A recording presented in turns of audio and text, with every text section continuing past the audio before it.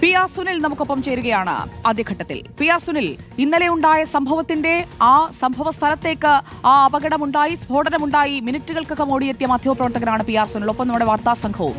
അവിടെ നമ്മൾ കണ്ടത് ചിതറിത്തെറിച്ച ശരീരഭാഗങ്ങളാണ്. ആദ്യം ഒരു മരണമെന്ന് കേൾക്കുന്നു, പിന്നീട് ആ മരണ നിരക്ക് ഉയർന്നു വരുന്നതാണ്. LNGP ആശുപത്രിയിലേക്ക് മൃതശരീരങ്ങളാണ് കൊണ്ടുവരുന്നതെന്ന് ആശുപത്രിയിലെത്തുന്ന പി ആർ സുനിൽ കാണുകയാണ്. ഈ സംഭവത്തിന്റെ ഉത്തരവാദികളിലേക്ക് അന്വേഷണം എത്തുന്നുണ്ടോ? ഇതുവരെ ഈ സംഭവത്തെക്കുറിച്ച് നമുക്ക് മനസ്സിലാക്കാൻ കഴിയുന്നത് എന്തൊക്കെയാണ്? സുജിയ, ഇതൊരു ചാവേർ ആക്രമണമാണ്, ഭീകരാക്രമണമെന്ന് ഇന്നിപ്പോൾ സ്ഥിരീകരിച്ചിട്ടുണ്ട്. ഏതായാലും അന്വേഷണ ഏജൻസികൾ ആ നിലയിൽ തന്നെ അന്വേഷണ നടപടികളുമായി മുന്നോട്ട് പോവുകയാണ്. ഏതായാലും ഇന്നലെ മുതൽ ഈ ഒരു സ്ഫോടനത്തിന് ശേഷമുള്ള തെളിവുകൾ ശേഖരിക്കുകയായിരുന്നു. ഔദ്യോഗികമായി ഇതുവരെ കേന്ദ്ര സർക്കാർ ഇതൊരു ഭീകരാക്രമണമാണ് എന്ന് സ്ഥിരീകരിച്ചിട്ടില്ല എങ്കിൽ പോലും അനൌദ്യോഗികമായി അന്വേഷണ ഏജൻസികൾ ഇക്കാര്യം സ്ഥിരീകരിച്ചിട്ടുണ്ട്.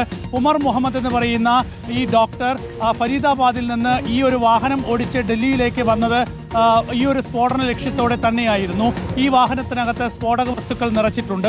ഒരു അമോണിയം നൈട്രേറ്റിന്റെ ലിക്വിഡ് രൂപം ഉപയോഗിച്ചാണ് ഈ സ്ഫോടനം നടത്തിയിട്ടുള്ളത്. അമോണിയം നൈട്രേറ്റ് ഒരു പെട്രോളിയം ഉൽപ്പന്നവുമായി ചേർത്ത് കഴിഞ്ഞാൽ പിന്നീട് അതൊരു വലിയ സ്ഫോടക വസ്തുവായി മാറും.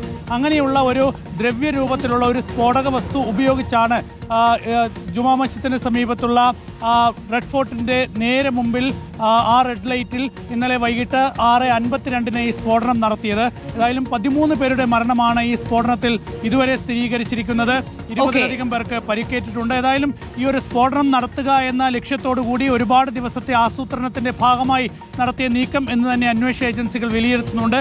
ജെയ്ഷെ മുഹമ്മദിന്റെ ഒരു സ്വാധീനം ഈ ഒരു ആക്രമണത്തിന് പിന്നിലുണ്ട് എന്നുള്ള വിവരങ്ങൾ കൂടി ഇപ്പോൾ അതുകൊണ്ട് തന്നെ അതീവ പ്രാധാന്യത്തോടെയാണ് പി ആർ സുനിൽ ഇപ്പോൾ NIA അന്വേഷണം ഏറ്റെടുത്തിരിക്കുന്നത്.